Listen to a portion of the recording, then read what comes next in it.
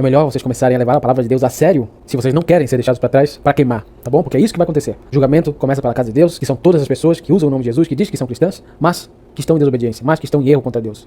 Deus vai usar vocês primeiro como exemplo para os mundanos, para os pagãos. Assim como Deus fez no Antigo Testamento, onde ele começou o juízo, o julgamento, a vingança através daqueles que eram chamados pelo nome dele, assim ele vai fazer porque está escrito, tá bom? Então é melhor você entender o que o Evangelho diz e fazer o que o Evangelho diz. E o que o Evangelho diz? Que Jesus veio trazer divisão. Ele não veio trazer paz. Você não pode ficar em paz com o diabo e com as pessoas que são infiéis a Deus, com as pessoas que andam com o diabo, com as pessoas que desobedecem ao Senhor e achar que você vai escapar com Jesus Cristo. Não, você não vai escapar, você vai ficar para pagar. Então começa a prestar atenção no Evangelho e começa a pôr em prática, urgentemente, o que Jesus falou. Mateus 10, 34 em diante. Não pensei que eu vim trazer a paz à terra, eu não vim trazer paz, mas espada. Jesus falando, tá bom? Porque eu, Jesus Cristo, vim por um homem em desacordo contra o seu pai, e a filha contra a sua mãe, e a nora contra sua sogra. E os inimigos de um homem serão os da sua própria casa. E por que isso acontece? Porque Jesus quer te tirar das trevas, Jesus quer te tirar da lama, Jesus quer te tirar da imundícia e da sujeira. E se as pessoas na sua vida, sejam elas quem forem, não importa se fazem parte da sua família, escolherem continuar na lama, escolherem não crer e não levar a sério nas palavras de Jesus, optarem por continuar em desobediência e em infidelidade ao Senhor, significa que elas não podem andar com você. Então abre-se um espaço para uma divisão, para a espada do Evangelho, que a palavra de Deus vai entrar na vida de todo aquele que quer seguir a Deus. Ela vai causar uma divisão entre o que o segue e o que não segue, entre aquele que quer ser limpo e aquele que quer permanecer na sujeira. Jesus não faz acepção de pessoas. Então você precisa levar essa palavra a sério se você quer ser salvo. O que ama o pai ou a mãe mais do que a mim não é digno de mim. Você acha que você vai para o céu não sendo digno de Jesus? E o que ama o filho ou a filha mais do que a mim não é digno de mim? Como que você sabe se você ama seu pai, sua mãe, seu filho, sua filha, seu emprego, sua casa, seus animais, qualquer coisa, mais do que Jesus? É muito simples, você não vai deixá-lo de lado para seguir Jesus. Você não vai sair da lama para ficar limpo. Então a sua boca pode falar muitas coisas, você pode cantar bonito para Jesus, mas se as suas ações não batem com o Evangelho, são elas que te denunciam, são elas que mostram que tipo de árvore você é. São elas que mostram se você é um filho de Deus, se você é um servo de Deus, ou se você é um servo de si mesmo, ou se você é um servo das suas próprias vontades, ou se você é um servo do pecado, ou se você é um servo do diabo. Apenas os servos de Deus são salvos. E eles estão dispostos a carregar sua cruz. E o que não toma sua cruz e segue após mim, não é digno de mim.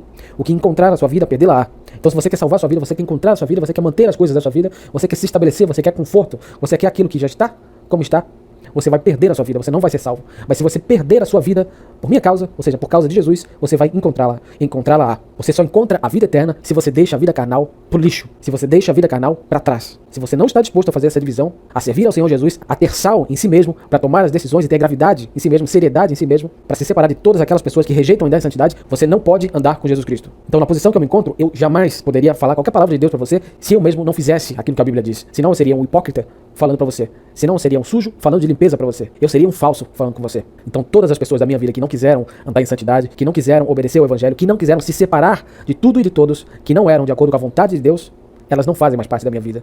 Porque eu estava disposto a seguir o Senhor Jesus e eu perdi tudo.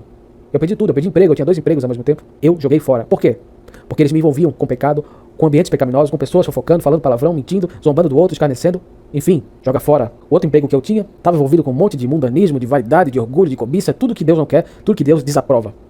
Então se eu quero ter algo a ver com Deus, o que eu estou fazendo ligado com a sujeira? Se eu continuasse do jeito que eu estava, eu estaria usando o nome de Deus em vão. Eu estaria desprezando a graça do Senhor Jesus Cristo a usar o nome dele e estar conectado com aquilo que o desonra, com aquilo que o ofende, com aquilo e com aqueles que o escandalizam. Então não é que eu imediatamente me separei de todo mundo. Não, eu tentei levar as pessoas à verdade e eu tentei levar a verdade a essas pessoas. Mas elas se ofenderam. É simples assim. Vai ser muito difícil você encontrar alguém na sua vida que não se ofenda da palavra de Deus. Vai ser muito difícil e é muito raro mesmo, porque da minha eu não encontrei ninguém.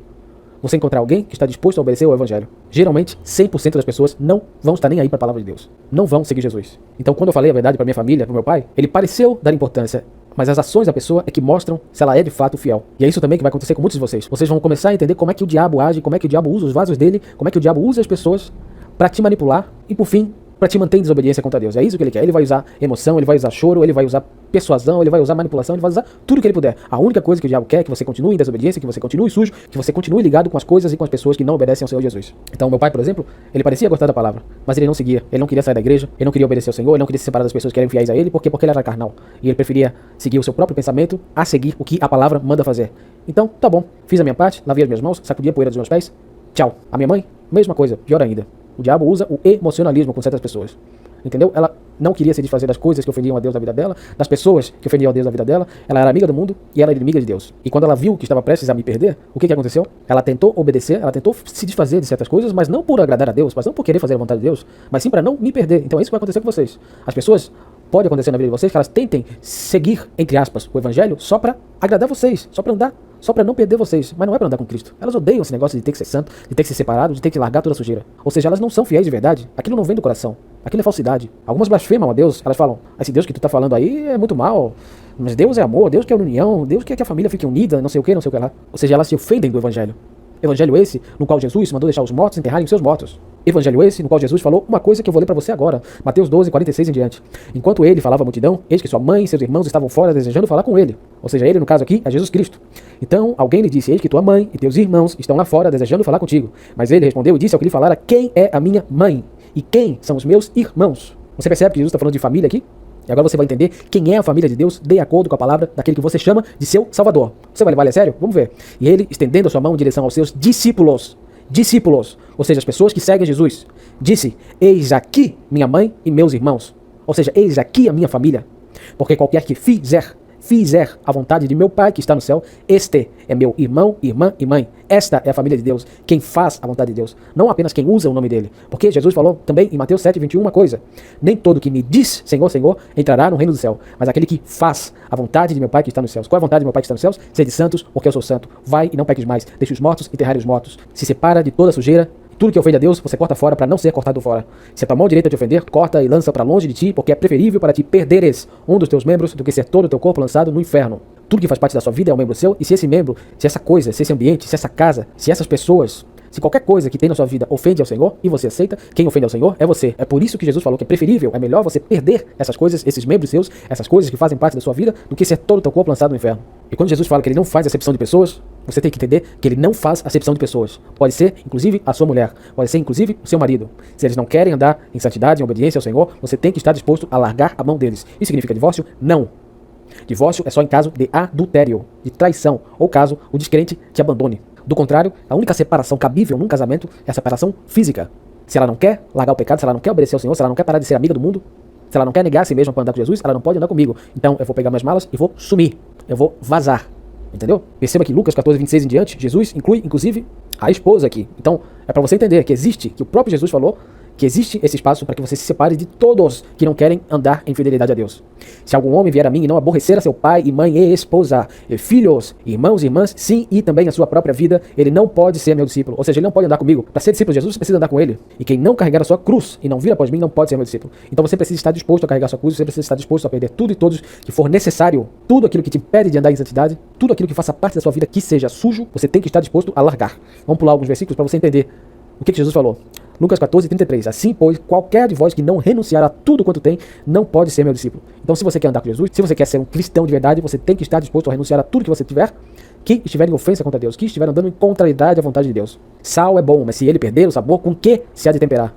Nem servirá para a terra, nem para esterco, mas homens lançam-no fora. Quem tem ouvido para ouvir, que ouça. Então, se o sal não tem sabor, ele não serve para nada. E vocês, os cristãos, foram chamados para serem o sal da terra. O sal é a sua gravidade, a sua seriedade em relação à palavra de Deus, a ponto de você largar tudo e todos que não estiverem dispostos a andar com Jesus, para você andar com ele. O sal é a capacidade de você carregar a sua cruz, custe o que custar. Se você não tem esse sal em você, se você não tem essa seriedade para com Deus, você não pode andar com ele. Você não serve nem para a terra, nem para esterco. Mas para que você serve? Mas homens lançam-no fora. Você serve para ser jogado fora.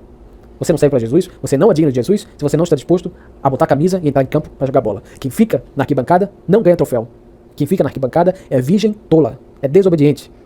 É aqueles que acham que andam com Jesus porque eles cantam para Jesus e porque eles assistem ao jogo. Não, ou você entra no campo, ou você não tem parte com o rei. Você não faz parte do time. Você realmente acha que alguém faz parte de um time se a pessoa fica na arquibancada torcendo? Se ela não contribui pro jogo? Se ela não joga bola? Do mesmo jeito, é assim que funciona com Jesus. Ou você entra em campo, bota a camisa, encara o diabo, ou você não anda com Jesus Cristo. Se você não tiver sal para falar na cara das pessoas que você ama, que fazem parte da sua vida, que se elas não estiverem dispostas a andar em santidade, elas não podem mais andar com você, elas não podem mais fazer parte da sua vida, você não serve para nada, você serve para ser jogado fora. Você tem vergonha, você se envergonha da palavra de Deus, e Jesus falou que aquele que se envergonha da palavra dele, dessas pessoas é que Jesus mesmo vai se envergonhar.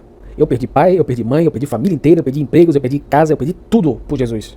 Animais de estimação, eu perdi esposa por Jesus, porque nenhum deles queria andar com Jesus. E tudo que me conecta a infiéis ou a infidelidade com o Senhor Jesus não pode fazer parte da minha vida. Então, se você quer, resumido em uma frase, o que significa servir a Deus, significa o seguinte: não anda com Jesus, não anda comigo. Se você quer a real, essa é a real.